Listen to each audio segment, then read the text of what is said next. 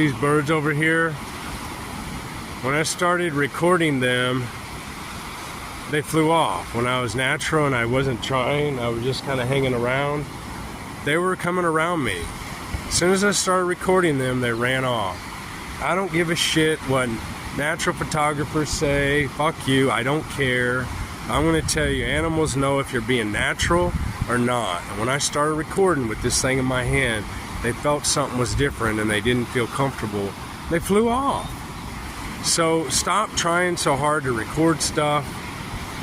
Just be in the moment.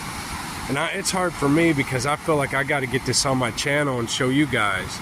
Sometimes I'm trying too hard. We as humans, we try too hard. We try to force things to happen, control our environment. Sometimes we just got to be present, witness it with their own eyes, and know the rest of the world's never going to see it. They're never going to see what we see. That's just how it is.